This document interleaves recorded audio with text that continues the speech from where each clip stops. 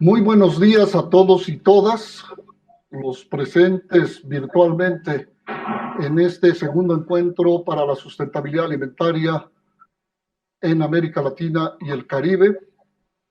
Hoy viernes 28 de agosto del 2020 estamos iniciando esta última etapa de nuestro seminario. Hoy día tenemos la presencia de dos países, Bolivia y Suiza, y hemos invitado como moderador al doctor Ramón Mariaca. El doctor Ramón Mariaca es actualmente director general de agroecología de la Secretaría del Medio Ambiente y Recursos Naturales, con su sigla Semarnat, que es en otros países, diríamos, en los ministerios. Él es mexicano, investigador titular en el Colegio de la Frontera en México. Sin más preámbulos, pues yo deseo que esta última sesión haya amplia participación de todos y dejo a Ramón en sus manos la moderación y todo el aspecto de seguimiento al proceso. Muchas gracias, doctor Freddy Delgado. Es la verdad un verdadero honor estar en esta sesión de cierre, sobre todo presentando a dos investigadoras muy importantes en sus respectivos países. Bueno, estoy hablando de una suiza boliviana y de una boliviana, por eso digo de sus respectivos países, quienes nos harán una presentación extraordinaria y en este evento tan importante que ha logrado reunir a más de 800 personas de diferentes países del mundo.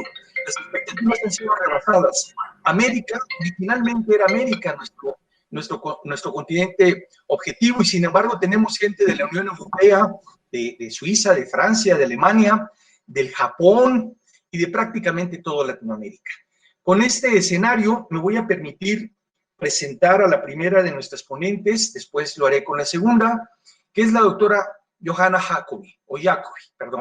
Ella estudió geografía, biología y antropología en la Universidad de Freiburg, en Alemania. Su tesis de maestría tuvo como tema la agrobiodiversidad en la agricultura, obviamente, periurbana en la India, y ganó el premio Fiat Panis para su doctorado. Para su doctorado, ella fue a la Universidad de Berna e hizo investigación sobre resiliencia de fincas de cacao en Bolivia al cambio climático. La tesis fue supervisada por los profesores Stefan Rift de la Universidad de Berna y Urs Nagli del Instituto de Investigaciones para la Agricultura Orgánica en Suiza.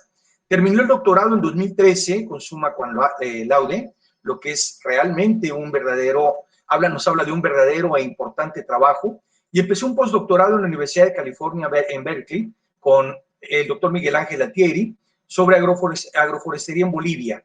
Desde 2015 vive y trabaja en Bolivia, coordinando un proyecto de investigación-acción sobre sustentabilidad alimentaria. Sus enfoques de investigación son la sustentabilidad y la resiliencia en la agricultura y de los sistemas alimentarios. La agroecología como ciencia, práctica y movimiento, y yo me atrevo a decir también como corazón, ¿verdad, doctora? Y en este sentido, ella es miembro de la Sociedad Científica Latinoamericana de Agroecología, o sea, la SOCLA, y es docente de la Universidad de Berna y en la Universidad Mayor de San Andrés de La Paz. Posteriormente estará con nosotros la doctora Georgina Catacora Vargas, quien es ingeniera agrónoma con doctorado en agroecología, una maestría en ciencias ambientales, mención manejo de ecosistemas, entre otros estudios superiores. La doctora Georgina tiene una experiencia práctica y académica de proyectos de agroecología, sistemas alimentarios sustentables, análisis socioecológicos y socioeconómicos a la agricultura, bioseguridad, de tecnologías derivadas de la ingeniería genética y en política pública y gobernanza ambiental. Actualmente es investigadora asociada de la Unidad Académica Campesina Tiwanaku de la Universidad Católica Boliviana, San Pablo, investigadora asociada del postdoctorado del Centro de Desarrollo y Ambiente de la Universidad de Berna, en Suiza, y vicepresidenta de la Sociedad Científica Latinoamericana de Agroecología. Querido auditorio, les dejo en las maravillosas manos, con una maravillosa presentación con la doctora Johanna Jacobi. Muchas gracias. Buenos días. Muy buenos días. Soy Johanna Jacobi y junto con mi colega Georgina Catacora Vargas voy a presentar algunos resultados de un proyecto de investigación que se llama Hacia la Sustentabilidad Alimentaria, que es una cooperación entre varias universidades, organizaciones en América del Sur y África y Europa. Esta presentación es sobre la situación de los cultivos genéticamente modificados y los plaguicidas químicos de uso agrícola en Bolivia.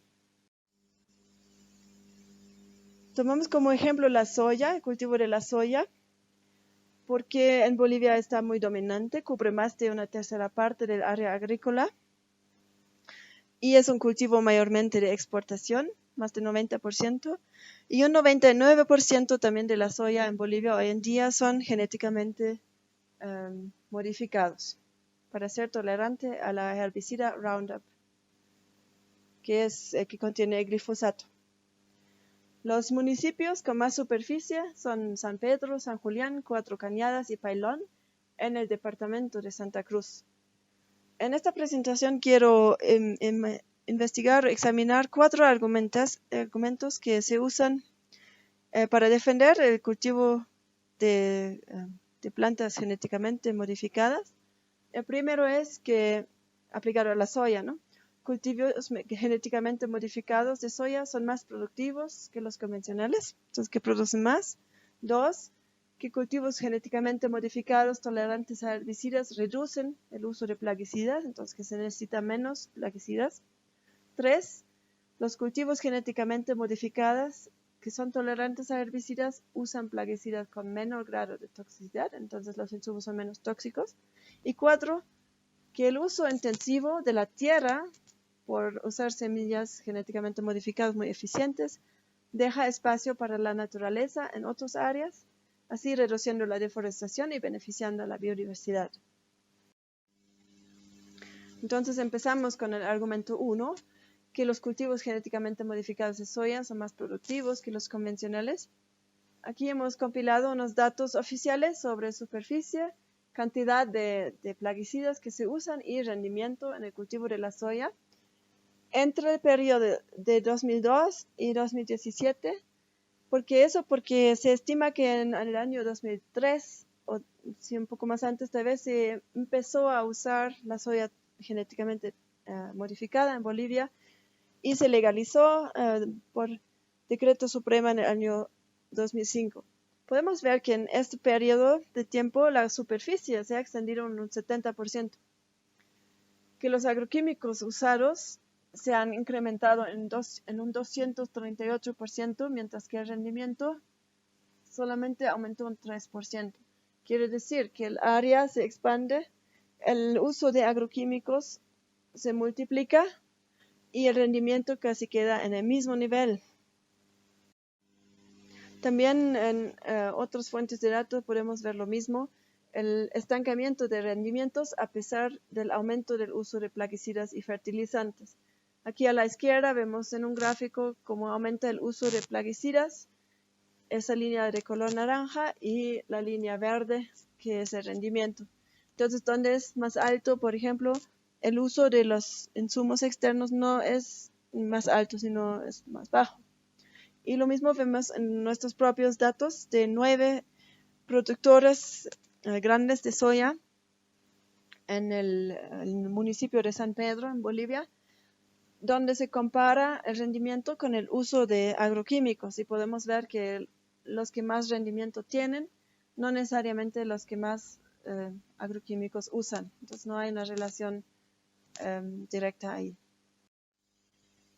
Vamos al argumento 2, que se reduce supuestamente el uso de plaguicidas con los productos, con las semillas genéticamente modificadas. Pero podemos ver si usamos los datos oficiales de la FAO sobre importaciones de pesticidas a Bolivia, que se puede equivaler al uso porque Bolivia no produce, según nuestro conocimiento, plaguicidas químicos. Entonces podemos ver que aumenta de forma significativa, especialmente desde 2003, donde se estima que se empezó la soya genéticamente modificada en Bolivia. Y lo que más incrementa y lo que más importa de eso son las herbicidas, que aquí tienen esa línea de color gris, que son porque la soya es tolerante a la herbicida glifosato, entonces viene mano a mano con el uso del mismo. Entonces, los datos oficiales nos dicen que la importación de plaguicidas quintuplicó de 2005 a 2017, de 10.000 toneladas por año a 50.000 toneladas por año. Los más importados son las herbicidas glifosato, paraquat y atracina, que son considerados como plaguicidas altamente peligrosos, en corto PAPs, según los criterios de la FAO y de la OMS. Se aplican de forma manual, de forma con tractores, pero también con avionetas, sobre todo en el caso de la soya. Entonces los herbicidas son los plaguicidas más importados. Si tomamos el año 2017, aquí podemos ver de 240 millones de dólares, el 46% era para herbicidas. Eso, glifosato, paraquat y la atracina son los más importados, que son PAPs. Con eso viene también otro problema, que es las resistencias, que la naturaleza claro, se adapta por la evolución que tiene como ley básica. Entonces, si aplicamos siempre una cantidad de la misma sustancia, los seres vivos en ese lugar se adaptan. Entonces, en el mundo ya hay 12 especies de hierbas que están resistentes al glifosato. 6 existen en Bolivia y en San Pedro hemos encontrado 4. Eso quiere decir que el glifosato ya no es eficiente para el control de malezas en la soya, sino ya se usan otros herbicidas incluso más tóxicos. ¿Qué significa, pero, plaguicida altamente peligroso? Hay una definición que la FAO en un trabajo conjunto con la OMS ha elaborado, que dice: son plaguicidas que tienen un potencial alto de efectos agudos o crónicos en la salud o el medio ambiente, según criterios internacionalmente reconocidos o según su presencia en listas de acuerdos internacionales. Ellos tienen 8 criterios de identificación de PAPs, por ejemplo, si son cancerígenos o si tienen efectos hormonales y otros. Y según estos criterios, una tercera parte de todos los plaguicidas de las sustancias en el mundo son PAPs, pero en Bolivia son 2/3 partes, entonces mucho más. En Bolivia anualmente se importan 4.5 kilos por cada ciudadano. En Brasil, que es el país primero en uso de plaguicidas, son 7.3 kilos. También vimos viendo los registros de sustancias registradas entre agosto 2018 y 2019, aumentó, si calculamos cuánto aumentó, es como un nuevo producto registrado cada día. De estos productos, casi la mitad son registrados para su uso en la soya. Hay 161 productos con glifosato.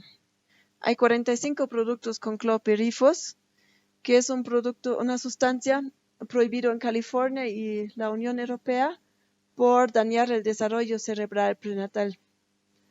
Hay 18 productos con metomil, que está en Bolivia restringido desde 2018, pero se puede usar bajo ciertas circunstancias.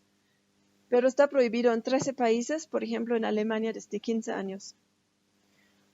Y revisando hemos visto que de las 232 sustancias actualmente registradas en Bolivia, al menos 105 son prohibidos en otros países. Si vemos el argumento 3, que los cultivos genéticamente modificados tolerantes a herbicidas usan plaguicidas con menor grado de toxicidad, revisamos nuestros datos de las 9 fincas o 9 lugares de producción de soya que hemos identificado.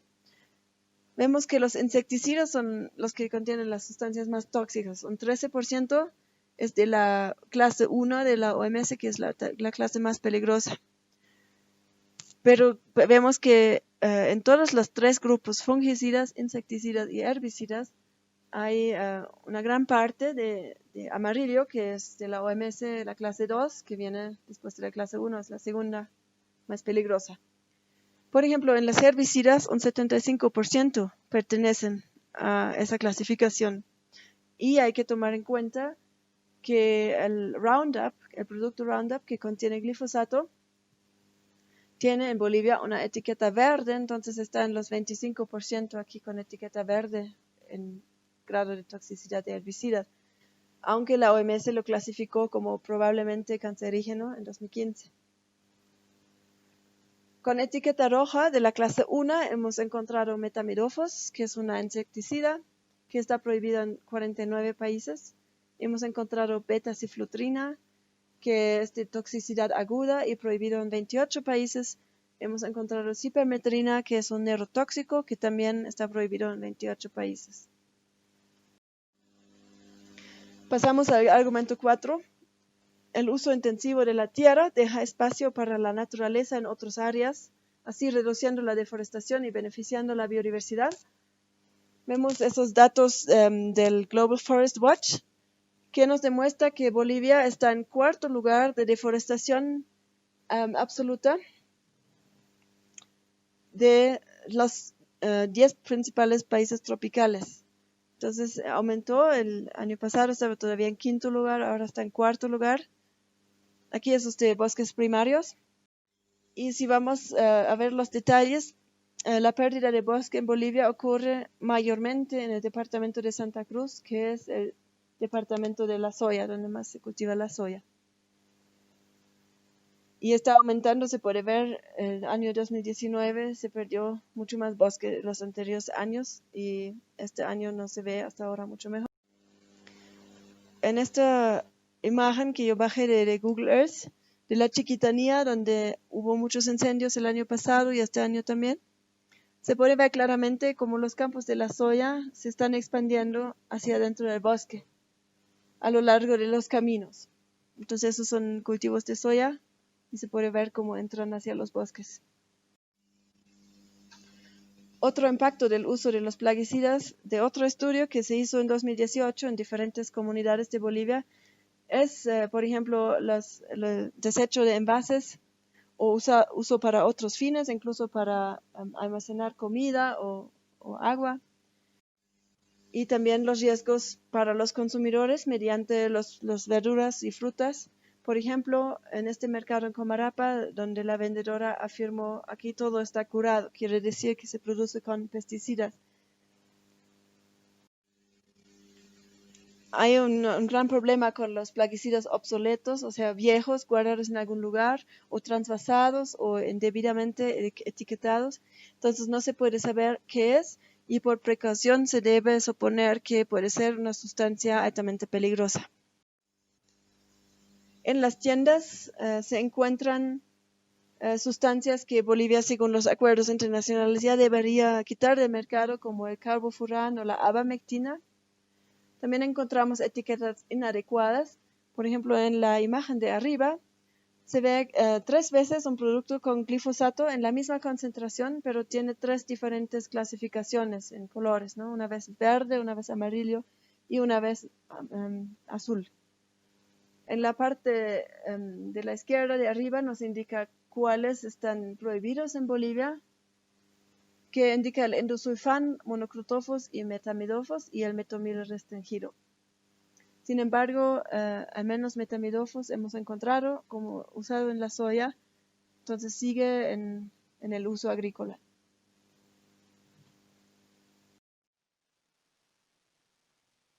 Muy relacionado a esto es la publicidad omnipresente de las sustancias, muchos de ellos altamente tóxicos, por ejemplo, Lorspan, algunos que se ven aquí, contienen sustancias altamente peligrosas.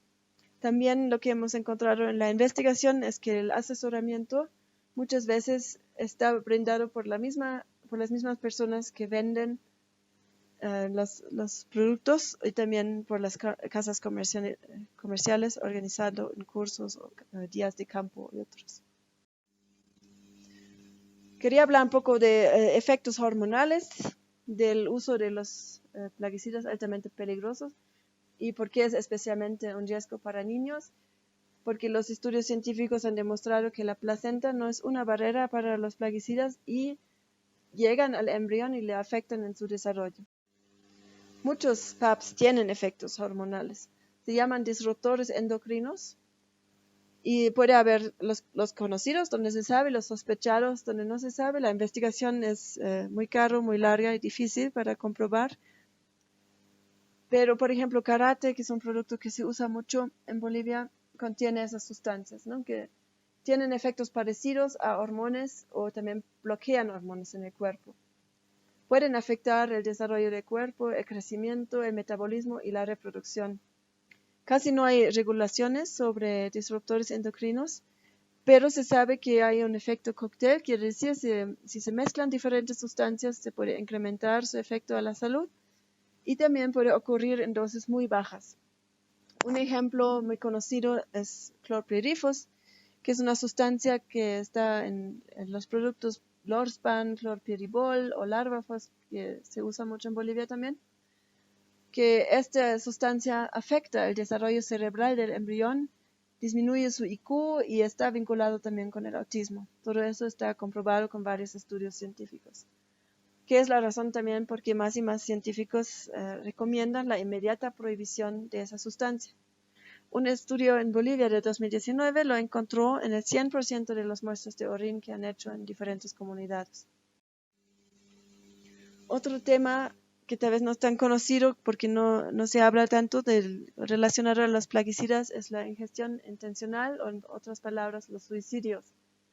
Un estudio demostró que en 191 hogares en el departamento de La Paz casi todos conocían un caso de intoxicación con plaguicidas en su comunidad durante el último año y de eso un 60% fueron intencionales. Otro estudio también encontró que los plaguicidas son el medio número 1 para suicidios en Bolivia. Eso no es un problema en Bolivia, eso es en muchos países del mundo donde alrededor de 300.000 personas mueren cada año por ingestión intencional de plaguicidas. Y muchos también lo sobreviven, pero con daños. Está comprobado que la presencia de sustancias tóxicas aumenta los casos. Entonces, no existe un nivel seguro de plaguicidas tóxicos, como nos indican las empresas que los fabrican y las casas comerciales, que indican que si se usa según la etiqueta y según lo que los enseñan oficialmente, no hay un riesgo, pero la ciencia nos muestra que donde están también ocurren los problemas. Entonces, ese argumento no se puede defender. La única vía es una agricultura sin esas sustancias. Y por ejemplo, paraquat, que es una sustancia que está muy relacionada y se usa muchas veces para intoxicaciones intencionales, es el paraquat, que ya está prohibido en 38 países, pero en Bolivia es uno de los más usados. Entonces, viendo acuerdos internacionales y comparación con otros países, Bolivia ha firmado los convenios de Rotterdam y Estocolmo que piden revisar la legislación para una serie de plaguicidas altamente peligrosas y retirarlas del mercado. También los objetivos de desarrollo sostenible no se pueden implementar sin salir de los PAPs. Por ejemplo, el objetivo 3, salud y bienestar, el 6, agua limpia, saneamiento, o 10, la reducción de las desigualdades, son temas que sin reducir o sin salir de los plaguicidas altamente tóxicos no se pueden lograr. El ejemplo de Sri Lanka es interesante. Ese país logró bajar los suicidios de manera significativa, prohibiendo los PAPs y no se disminuyó su rendimiento agrícola. También Ecuador prohibió todos los PAPs en 2010 y Mozambique y China prohibieron una parte y muchos países han empezado a elaborar listas para luego ver cómo proceder para quitarlos del mercado. Pero para realmente cambiar la dependencia de esas sustancias hay que cambiar el paradigma porque no es posible resolver el problema con la misma actitud que lo ha causado. Entonces las alternativas son muy diferente en todos los sentidos. Si realmente queremos reducir la dependencia de los plaguicidas, de los productos altamente tóxicos y insumos externos, se tiene que cambiar desde la agricultura de los insumos hacia una agricultura de procesos. Quiere decir que trabaja con las leyes de la naturaleza en vez de combatirlos. O sea, lo que pasa en el cultivo de la soya, por ejemplo, es se generan resistencias, se aplica otra sustancia, se genera más resistencias como un armamento contra la naturaleza. Sin embargo, eso solo se puede romper cuando trabajamos con los procesos de la naturaleza en vez de contra de ellos. Eso funciona, por ejemplo, mediante la diversificación, que es un elemento muy, muy importante en la agricultura ecológica, que incluye, por ejemplo, la agroforestería, donde se combinan arbustos y árboles con los cultivos. Y eso al nivel de la finca, de la parcela, pero también al nivel más grande del paisaje. Y otro aspecto que es muy importante en esto es que eso solo se puede hacer con productores familiares, con productores, con gente que vive en el lugar, que está ahí, que en cambio, por ejemplo, en la soya, en la producción de monocultivos grandes, hemos visto en la investigación que se emplean 2 agrónomos por 500 hectáreas. Entonces es un enfoque totalmente diferente. Y también esa publicidad que dice prueba la comida orgánica, o como antes se decía simplemente comida, eso también para contradecir ese argumento que no se puede producir alimentos sin pesticidas, pero sí hay una base muy grande de saberes ancestrales y también hasta hace pocas décadas toda la comida se producía sin plaguicidas. Ejemplos de combinaciones muy inteligentes de cultivos es esto de África, el método push-pull, que se usa mucho en África, que ayuda para que el maíz no se afecte por las plagas.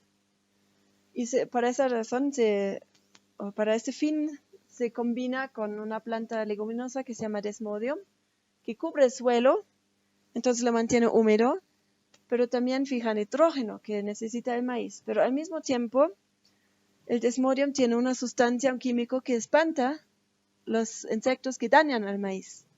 Y alrededor de la parcela se planta un pasto específico que atrae los insectos para que se queden ahí y no dañen al maíz. Entonces, este es un ejemplo de una combinación muy inteligente que hay muchos estudios sobre eso que hace obsoleto el uso de plaguicidas. Y así hay muchos procesos biológicos que se necesitan usar y se pueden usar y se usan en muchos lugares que hacen obsoleto el uso de plaguicidas tóxicos, ¿no? Como antagonistas o también el manejo de suelo que fortalece la planta para que no sea tan susceptible al ataque de plagas y enfermedades. La conversión de las granjas o de los paisajes se puede ver en esa granja aquí cerca de Cochabamba, en un área semiárido de Bolivia, que era básicamente un lugar semidesértico que se logró recuperar con una combinación de plantas pioneros, secundarias y primarias, que empezaban a recuperar el suelo para que pueda también mantener árboles y arbustos en gran manera. Y después de 7 años ya es un paisaje totalmente diferente. Muchas veces se han coleccionado ya los principios detrás de la agricultura de procesos, de la agroecología, que es la combinación de la agricultura con la naturaleza, con la ecología. Entonces aquí hay algunos básicos que, por ejemplo, el reciclaje de biomasa, en vez de quemarla, incorporarla al suelo o cubrir el suelo y optimizar así el suministro de nutrientes y balance de flujo de nutrientes también en mira a la crianza de animales. Eso es muy importante. Luego, asegurar condiciones de suelo favorables para el crecimiento de las plantas, particularmente mediante el manejo de la materia orgánica y la actividad biótica del suelo. Las pérdidas se minimizan mediante el flujo de la radiación solar, el aire, el agua, porque se tiene que manejar bien el microclima. Se tiene que cosechar agua cuando llueve, etc. El suelo se tiene que mantener cubierto. las especies y diversificación genética del agroecosistema en tiempo y en espacio, a nivel de finca y también a nivel del paisaje. Y luego también fomentar las interacciones biológicas benéficas y las sinergias entre los componentes de la agrobiodiversidad, resultando así en la promoción de procesos y servicios que son necesarios para que el agroecosistema pueda funcionar y producir.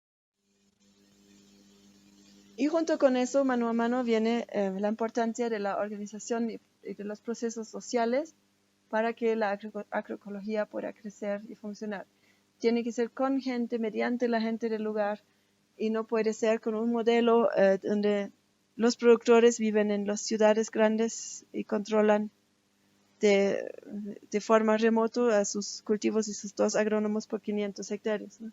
Es otro enfoque que trabaja con la gente del lugar, con la agricultura familiar, con los productores y las productoras organizados, que por ejemplo la Vía Campesina, la organización más grande de productores en el mundo, que tiene más de 2 millones de miembros. También en Bolivia tiene miembros. Entonces la parte social es clave para que la agroecología pueda funcionar, no solamente los principios ecológicos, sino también los principios sociales.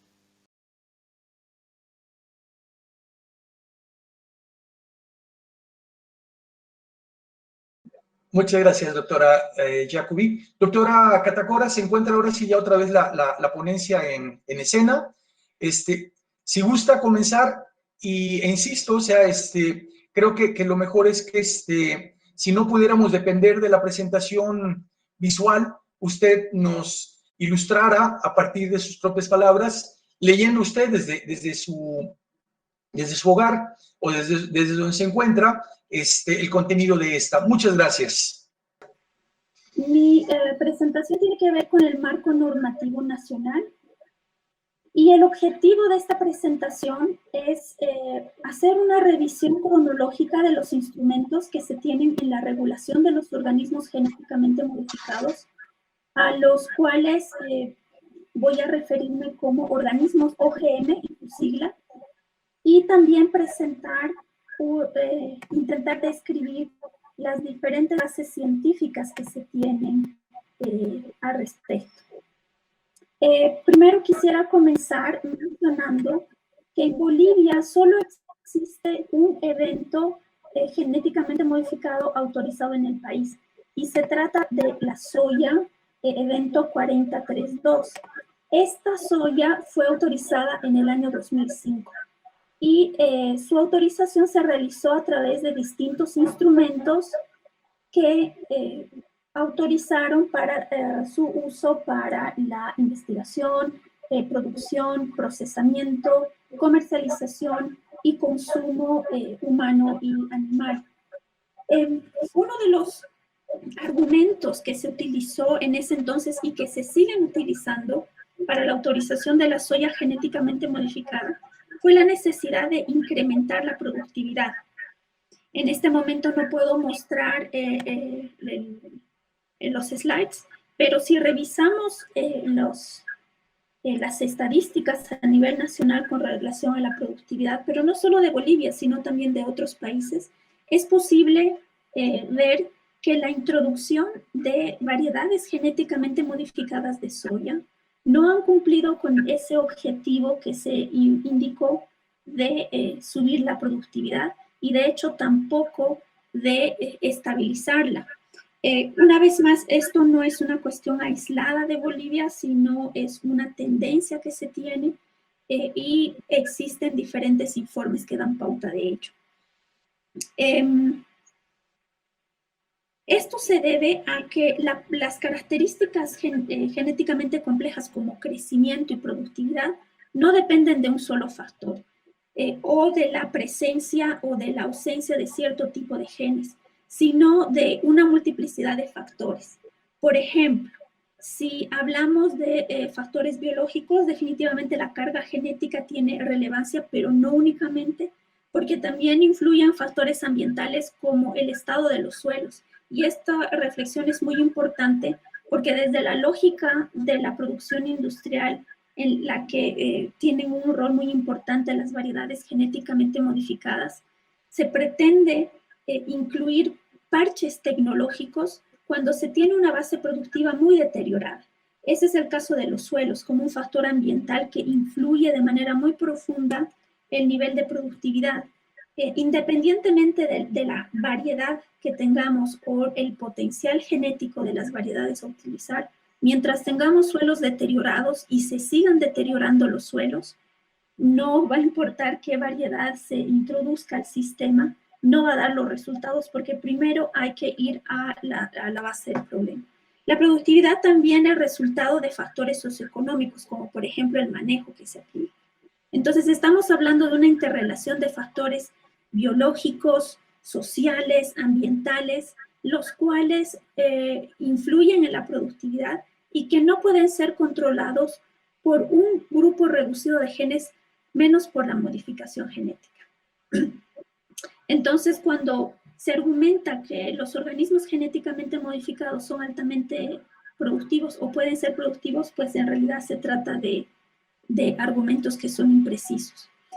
Lo que sí se registra en los países productores de variedades genéticamente modificadas, como Bolivia, particularmente o específicamente para esta soya, es el incremento en la superficie cultivada.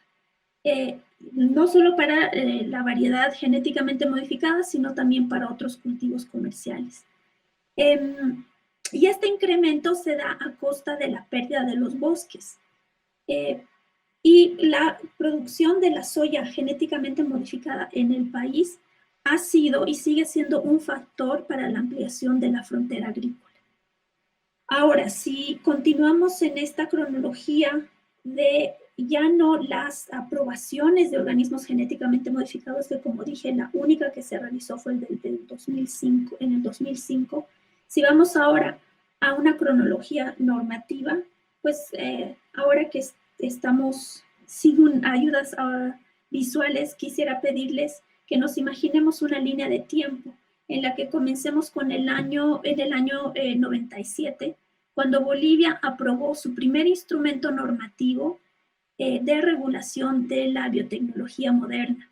Se trata de un decreto, el 24676, que corresponde a un conjunto de normativas de la comunidad andina. Entonces, la primera normativa emitida fue en 1997. Años después, un pocos años después, el 2001, se aprobó mediante ley, en realidad se ratificó mediante ley el Protocolo de Cartagena sobre seguridad de la biotecnología. Si vamos un poco más a profundidad en estas dos normativas, el decreto que les mencionaba un principio tiene el objetivo de regular las actividades que tienen que ver con los organismos genéticamente modificados, es decir, proveer un procedimiento para la evaluación de riesgo y para la toma de decisiones. Eso está muy de acuerdo con toda la normativa internacional. Por su lado, el Protocolo de Cartagena tiene un enfoque fuertemente precautorio y tiene el fin de contribuir a evitar los efectos adversos que pueden surgir a partir de distintos procesos de manejo de organismos genéticamente modificados, efectos adversos sobre la biodiversidad y también tomando en cuenta la relación entre biodiversidad y salud humana. Continuando con esa línea de tiempo que les pedí nos imagináramos, fuimos por el año 1997, fuimos luego al 2001 en el que se ratificó el Protocolo de Cartagena, ahora nos movemos al 2005. En el 2005 se emitió una normativa muy importante, una resolución ministerial por la autoridad ambiental competente que indica el rechazo explícito de cualquier solicitud de introducción de maíz genéticamente modificado en el país. Esto con el fin de prevenir posibles riesgos y daños de las variedades genéticamente modificadas sobre las variedades nativas. Las denominamos nativas en Bolivia porque son variedades pues milenarias. Existe información de todo el recorrido que ha hecho el maíz desde Mesoamérica hasta el sur. y Bolivia tiene un patrimonio genético de maíz muy amplio. De hecho, si hacemos un estudio de ubicación geográfica de las diferentes variedades, pues vemos que en los 9 departamentos del país, en distintas ecorregiones, encontramos distintas variedades adaptadas de maíz y se concentra esa riqueza en las tierras bajas, en la región del Chaco particularmente y también en los valles. Menciono esto y también solicitando que nos imaginemos esta gran dispersión de maíz en todo el territorio nacional, porque existen propuestas de regionalizar la producción de maíz genéticamente modificado, lo cual no es viable.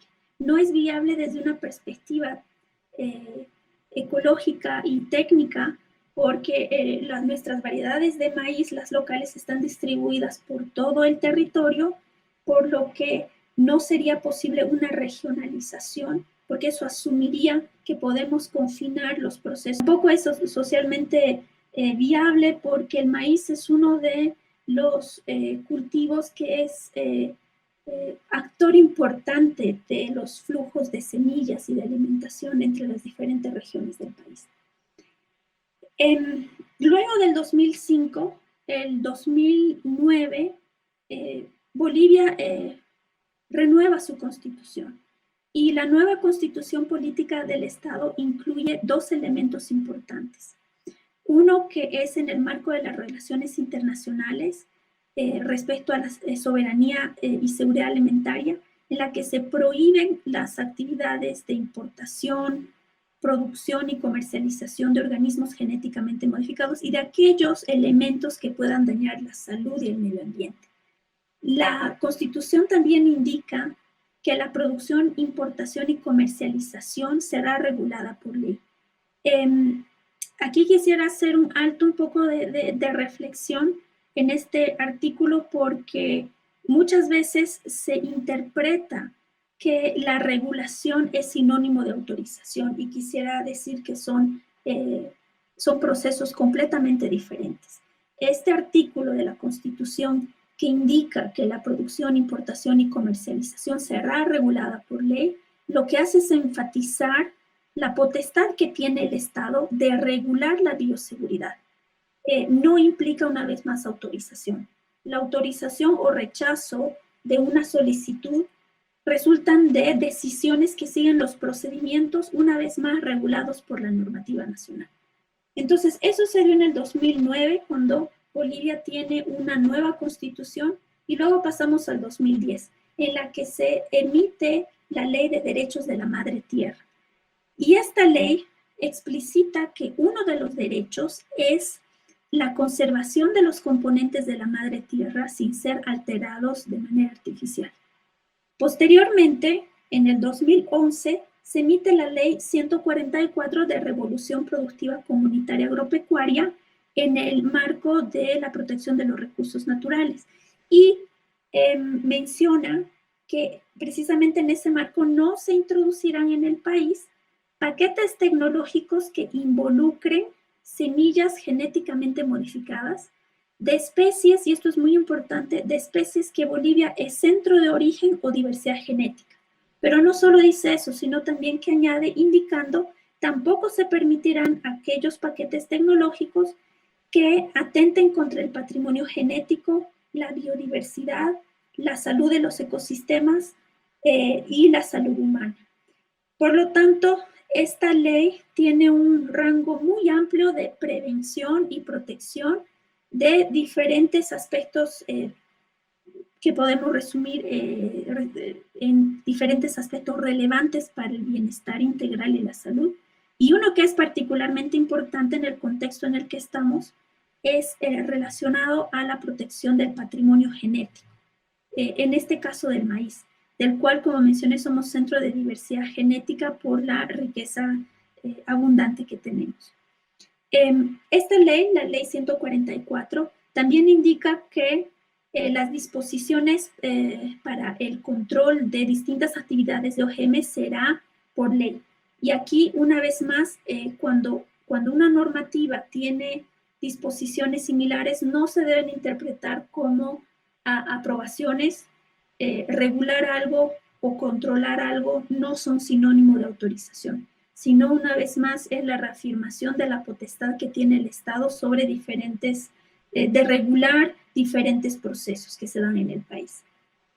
Del 2011 nos movemos al 2012, en el que se da la emisión de la Ley 300, Marco de la Madre Tierra y Desarrollo Integral para Vivir Bien, que refuerza el enfoque precautorio y que indica que este enfoque precautorio, incluido como un principio, debe regir los procesos de planificación y desarrollo del país.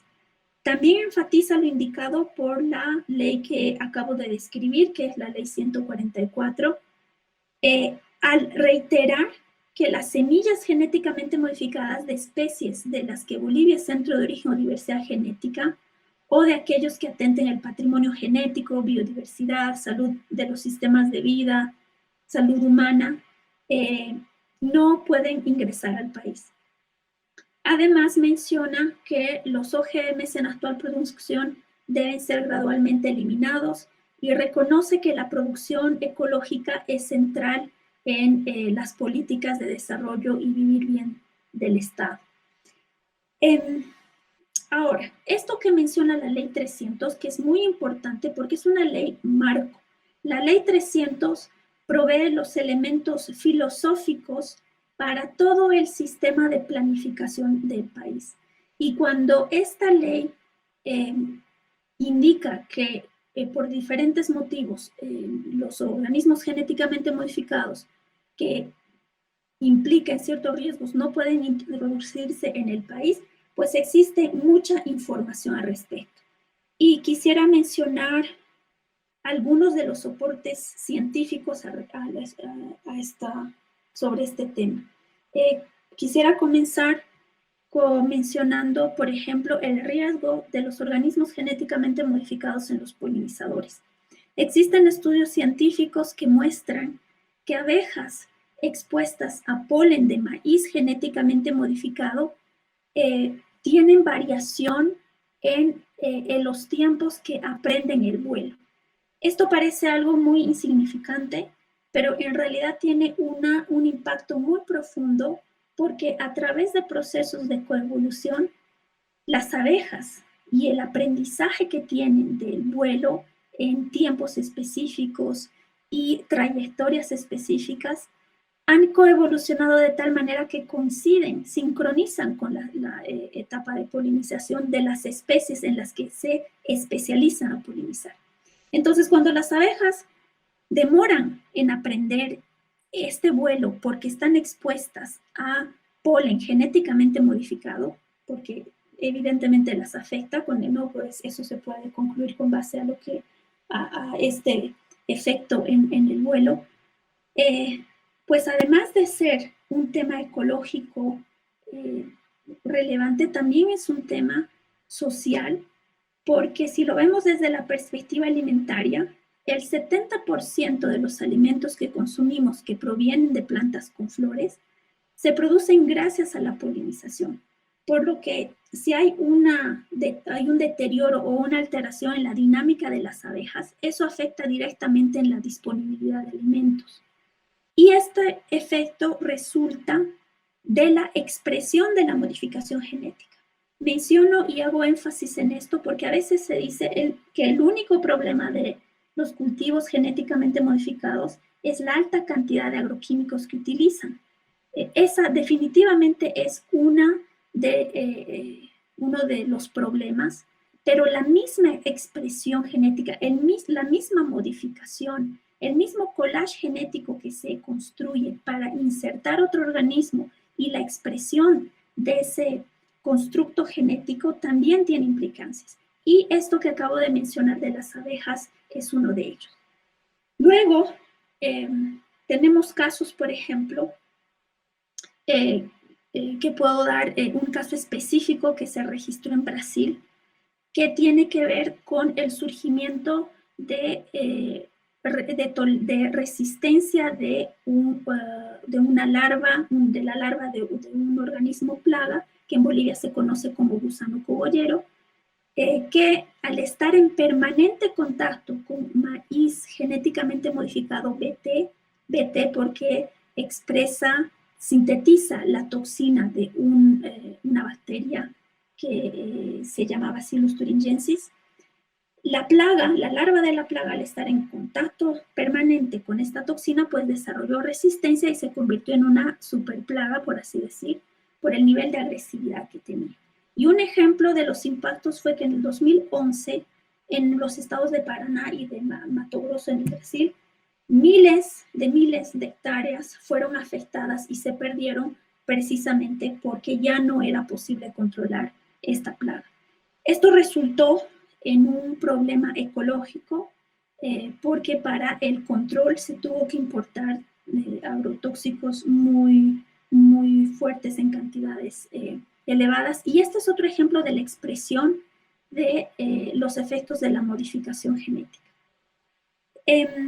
También se observan efectos, hay estudios científicos, puedo mencionar uno que se realizó en Australia, en la que con base a un sistema de producción real de cerdos de granja, alimentados con balanceados genéticamente modificados, lo que sucedió es que los animales presentaron daño en órganos internos, específicamente en el estómago, diferentes niveles de irritación del tejido hasta úlceras. Lo que concluyeron y encontraron los autores es que a mayor cantidad e ingesta de balanceados con base a maíz y soya genéticamente modificado, fue mayor el deterioro de este órgano en estos animales.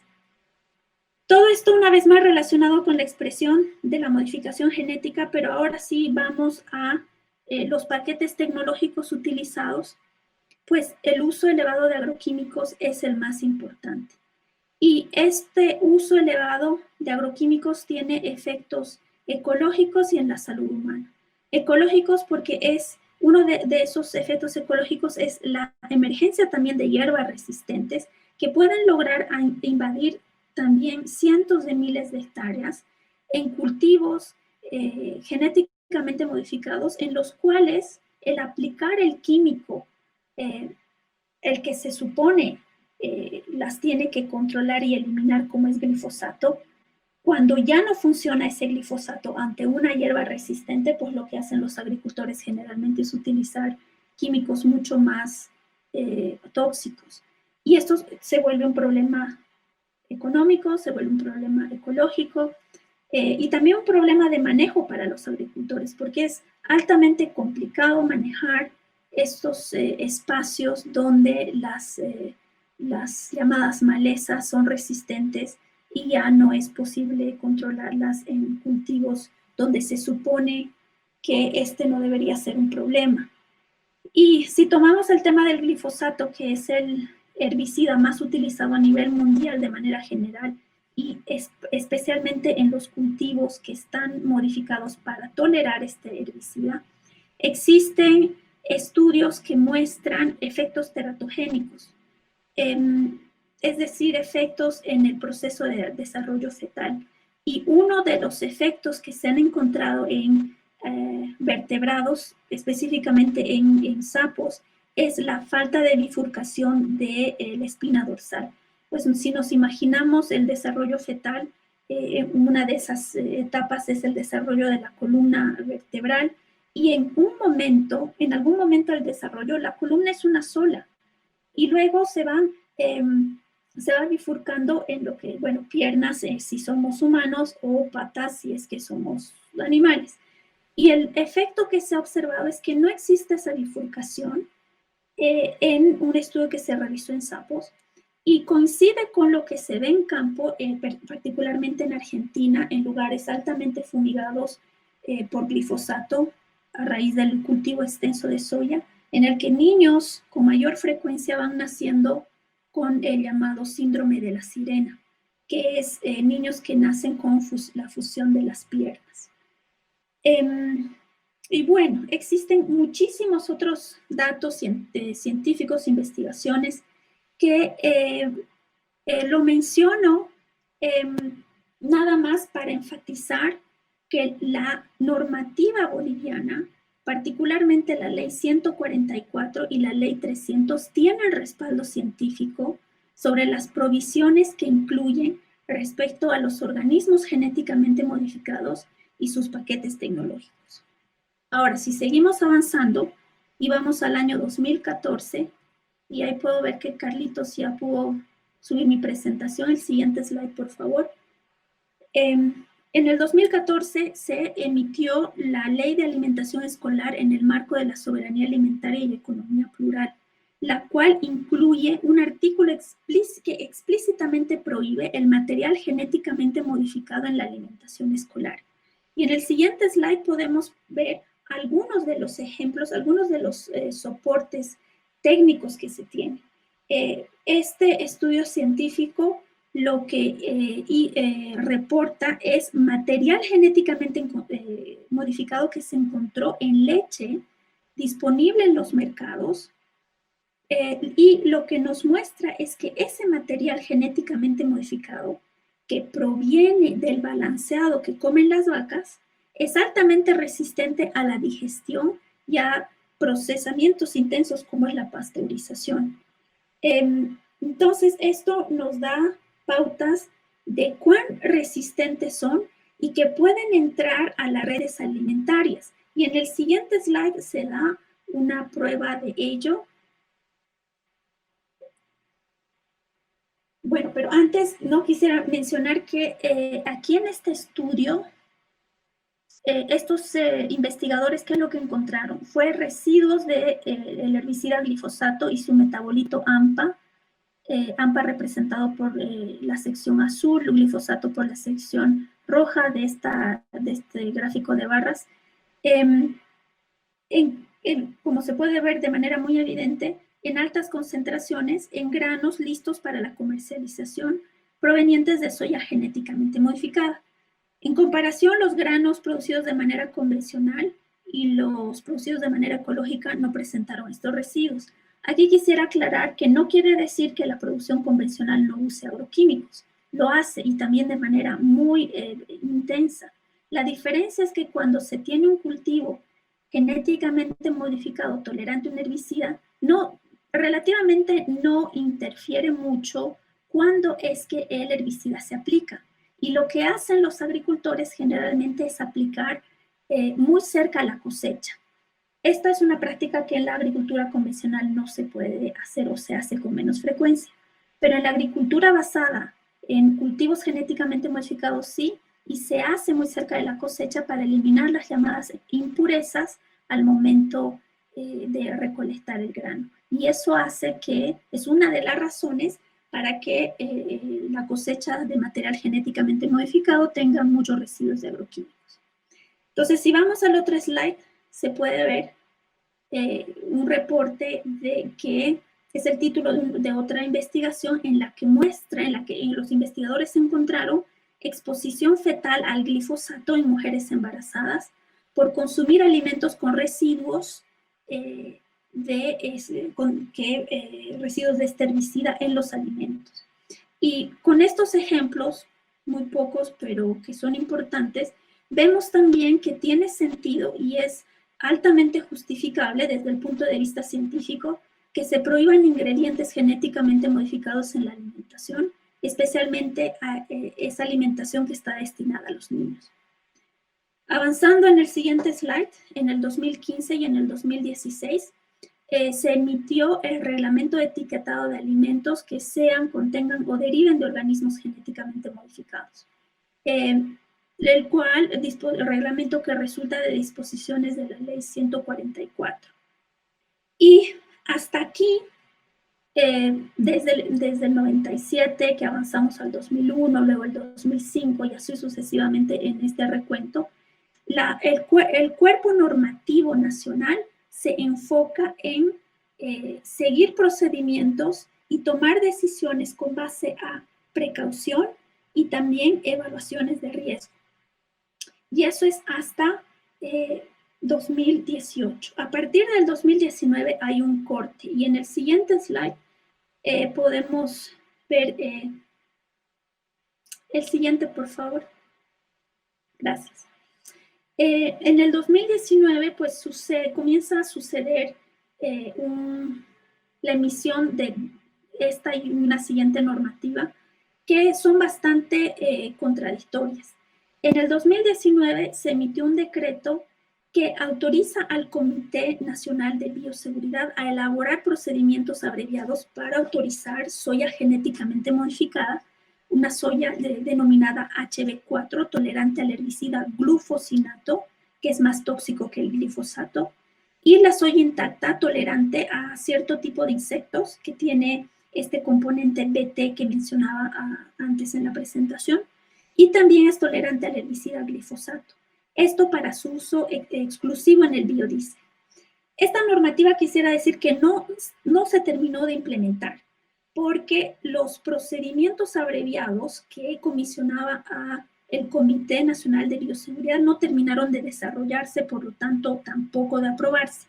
Por lo que este decreto no se ha efectivizado.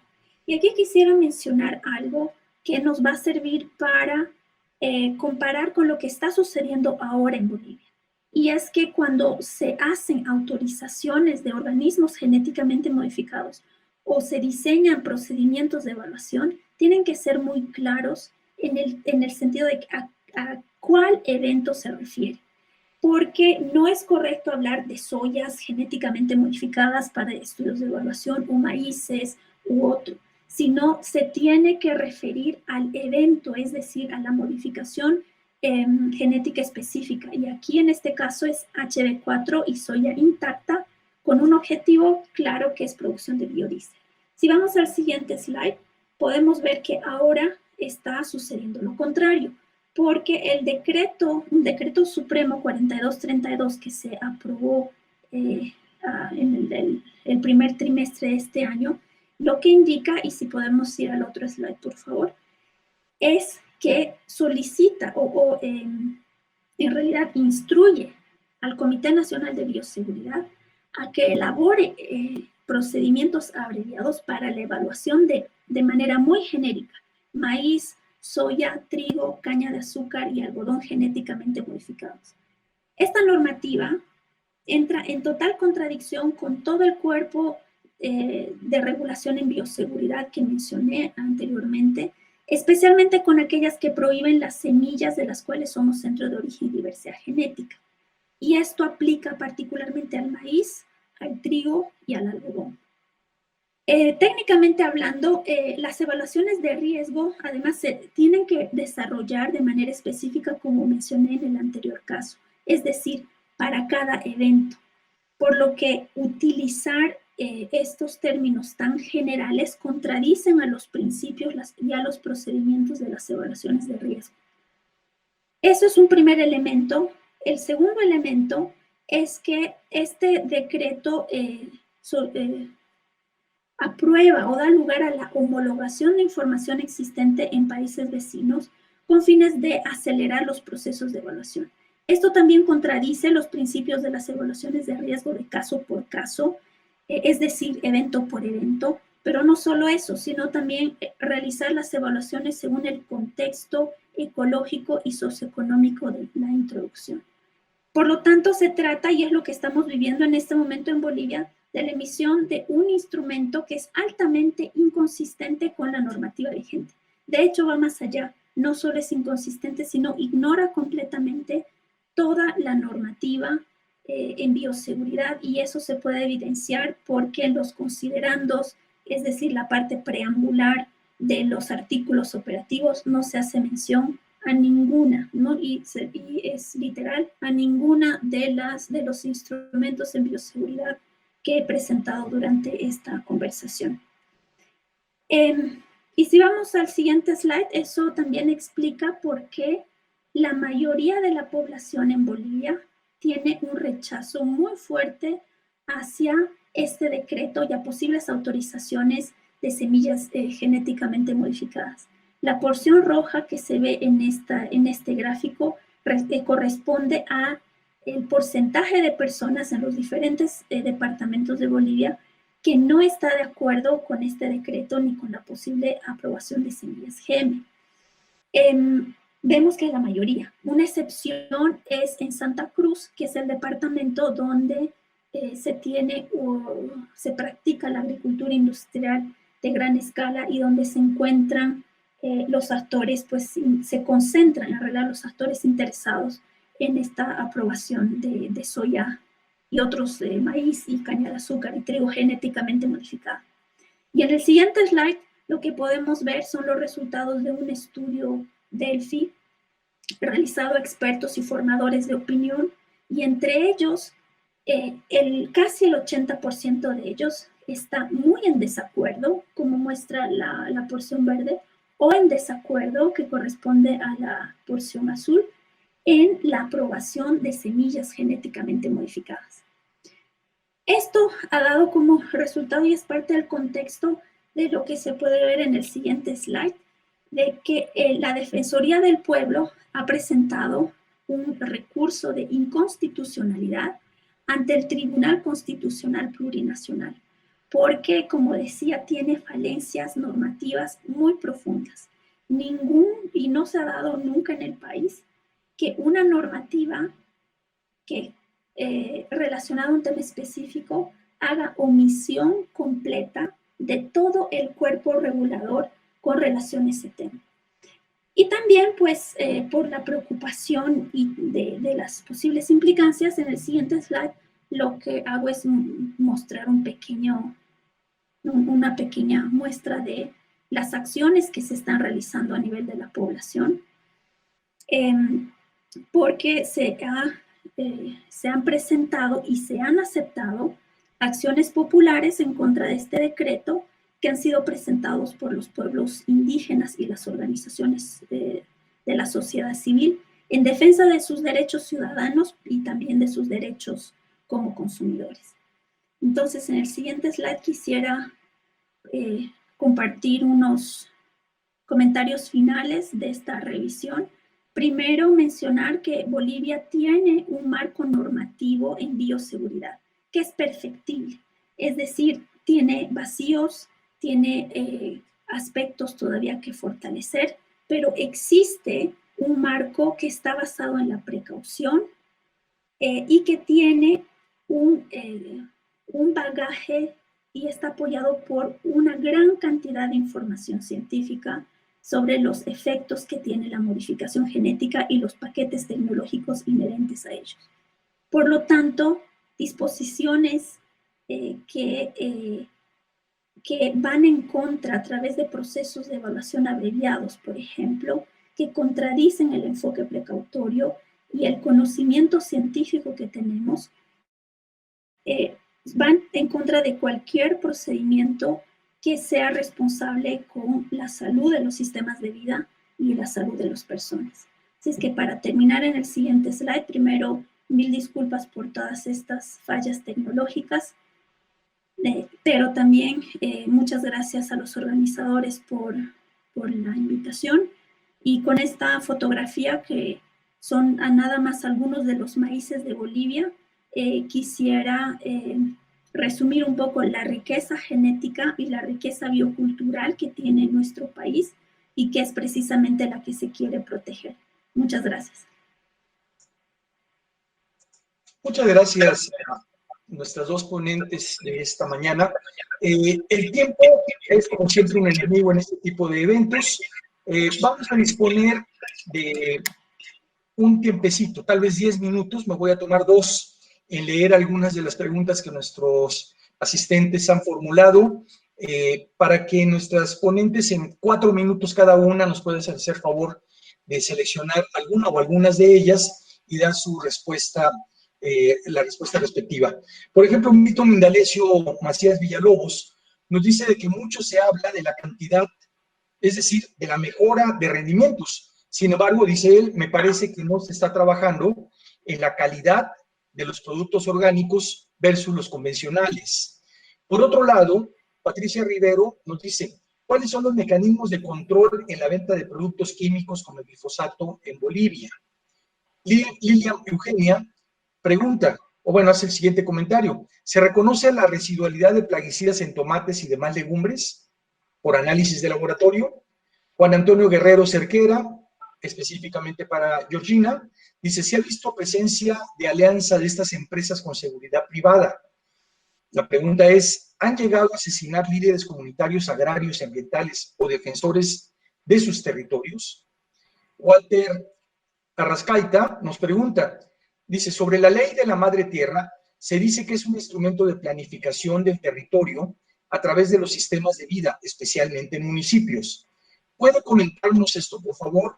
¿El diálogo de saberes está en alguna ley? ¿Y qué relación tiene con el Plan de Desarrollo Social Económico para vivir bien de Bolivia? ¿Pueden referirse a esto? Otra pregunta, bueno, son dos relacionadas. Dice, ¿se da también cáscara de soya transgénica en las vacas lecheras como en el Perú? ¿Estamos consumiendo leche de vacas alimentadas con cáscara de soya transgénica? Eso se ve mucho en Cochabamba. Gian pregunta, ¿qué opinan sobre los comités de bioseguridad del gobierno anterior y el actual? ¿Ocurre como en México contradicciones entre ministerios de Medio Ambiente y de Agricultura o Desarrollo Rural y Tierras? Si gustan, me gustaría comenzar al revés. Doctora Catacora, ¿tiene algo que comentar al respecto? Sí, gracias. Voy a tratar de ser breve. Gracias. La ley de la madre tierra, la ley 300, definitivamente ha tenido un impacto muy importante en la planificación municipal y la planificación del Estado. Falta, sí, hay todavía normativas que se tienen que adaptar y contradicciones también, pero son parte de los procesos de ajustes que se pasan cuando se cambia de forma tan fundamental la normativa. Y aquí quisiera decir, por el trabajo que realicé hace poco, que estas normativas de derechos de la madre tierra han cambiado la perspectiva, incluso a nivel nacional, en muchos espacios.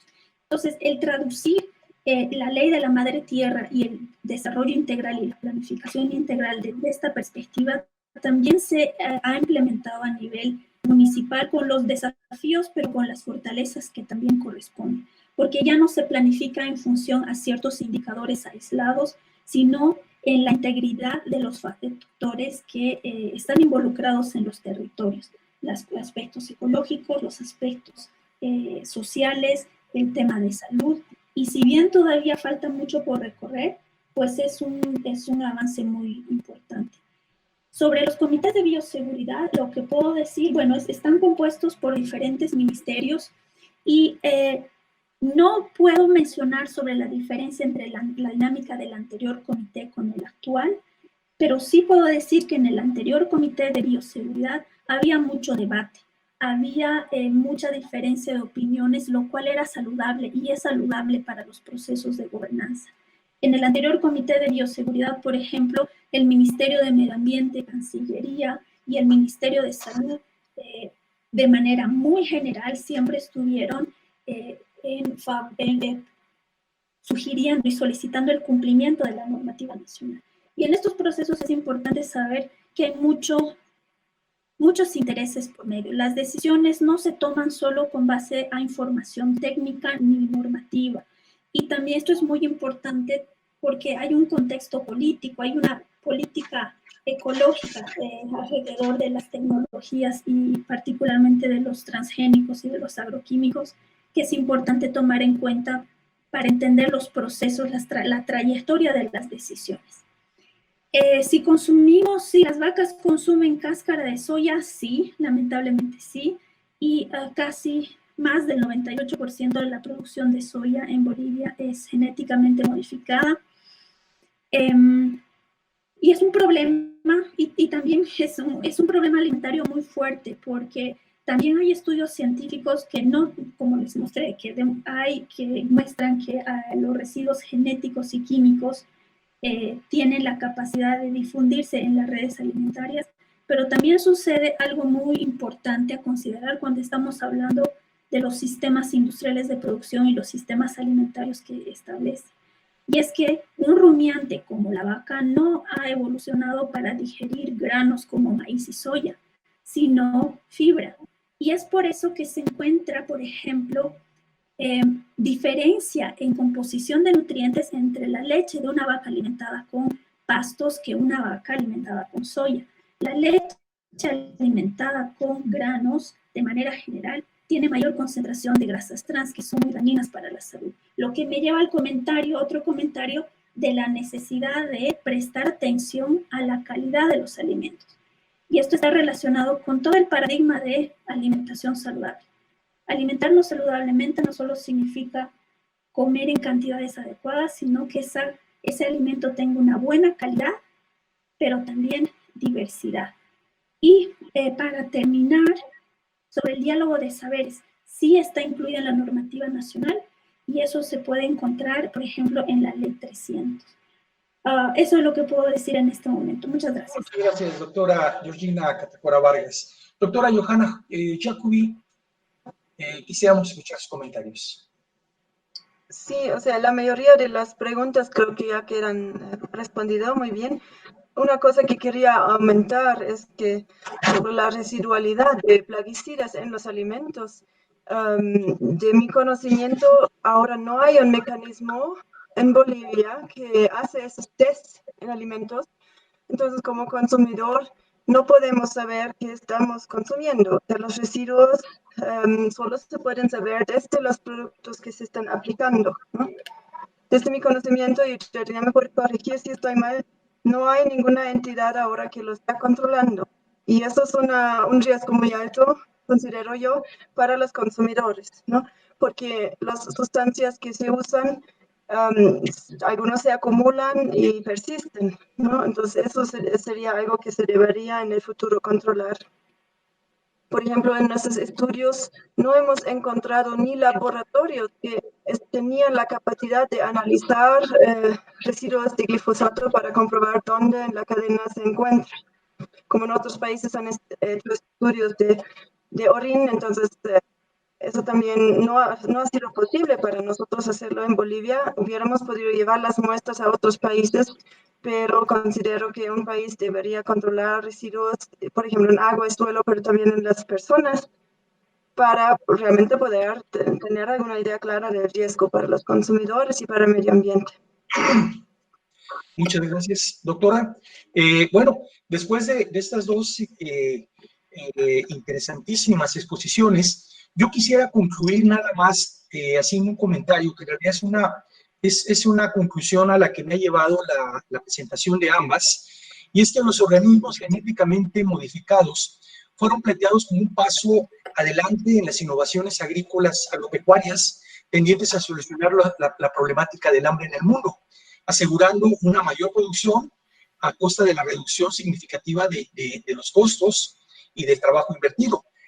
Lo que nunca nos dijeron estas empresas y que creo que ha aflorado casi a la perfección con las experiencias bolivianas de nuestras dos ponentes de esta mañana, es que estos postulados no necesariamente son ciertos, pero aún más yo creo que nos permiten ver con bastante claridad los principales objetivos de las grandes empresas productoras de plaguicidas y especialmente de organismos genéticos modificados. Por un lado, las estadísticas disponibles en la red nos dicen que han incrementado fuertemente sus ganancias a lo largo y ancho del planeta, lo que quiere decir que ese es su primer objetivo, es lógico, porque invierten capital y sacan capital. Pero por otro lado, nuestras experiencias a lo largo y ancho en mi caso de México, de ustedes de Bolivia y de los otros ponentes del evento en diferentes partes del mundo, es que estamos viendo cada vez más que uno de los objetivos de esas empresas es hacer totalmente dependientes absolutos a los agricultores del mundo de los productos generados por ellas. Asimismo, a partir de la manipulación genética de los recursos fitogenéticos, estamos viendo que están también apropiándose de ellos y de su comercialización, de tal manera que pocos países los han frenado y su objetivo, claro, es terminar por apoderarse de este bien de los comunes. Y finalmente yo creo que hay una cosa muy perversa y que está aflorando cada vez más a partir de la literatura existente y de esta resistencia popular y científica hacia el uso de estos productos. Pareciera ser que otro de los objetivos de estas empresas es generar problemas de salud para posteriormente buscar curarlos con medicamentos producidos por ellas mismas. Y esto está claro con los cánceres, lo caro, los altos costos que implica tanto para los países como para las economías familiares el atender este tipo de problemas con medicina de patentes, insisto, generadas por los departamentos, por las áreas específicamente de salud humana de estas grandes empresas. Con esto concluimos este bloque. Agradezco en nombre de las ponentes y de mí propio y de todos los que hemos escuchado estas, insisto, sensacionales ponencias. Agradecemos este espacio. Doctor Freddy Delgado, quedamos a sus apreciables órdenes. Le cedo el micrófono. Muchas gracias, Ramón, doctor Ramón Mariaca.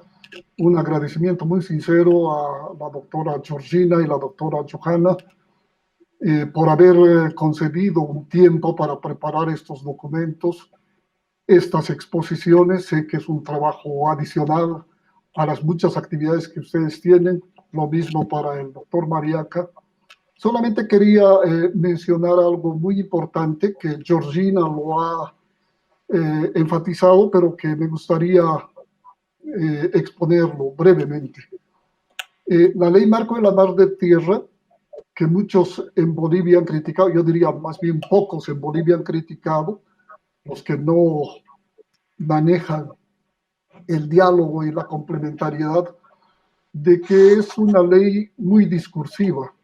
Si lo vemos desde personas que tienen un manejo muy disciplinar o un enfoque muy unidimensional, puede ser así. Pero quiero resaltar que la ley marco de la madre tierra ha proporcionado un instrumento de planificación en la que se incluye el diagnóstico climático. Esto es lo más, lo hemos expuesto en algunos eventos internacionales, también en México, en algún momento con los colegas de la Red de Patrimonio Biocultural, y creemos que es un avance no solamente para Bolivia, es ejemplar el trabajo que se ha hecho en esto a partir, Georgina ya lo mencionaba, de lo que son los sistemas de vida basados en zonas de vida. Esta es una innovación que muchos países nos han hecho consultas y que es algo que quedará. El Plan de Desarrollo Social Económico para vivir bien, que es lo que se plantea 2016-2020, termina o terminó este año, pero esperamos que como una ley, que es la ley del Sistema de Planificación Integrado del Estado Plurinacional de Bolivia, pueda continuar aprovechando estos instrumentos. Esto es una esperanza porque es un gran avance no solamente en Bolivia, sino puede servir para innovar, intercambiar experiencias de planificación territorial considerando el cambio climático. Es un instrumento que se maneja para el cambio climático. En esa línea ha sido elaborada esta ley marco de la madre tierra y que es asumido en este plan que menciono. Solamente quería complementar esto a lo que ya Georgina mencionaba y agradecer otra vez a nuestro querido amigo, el doctor Mariaca, a la doctora Georgina y a la doctora Johanna por sus excelentes exposiciones. Un abrazo fuerte a todos y todas ustedes y en 5 minutos estaremos volviendo con la exposición del colega Stefan Rist de la Universidad de Berna. Muchas gracias.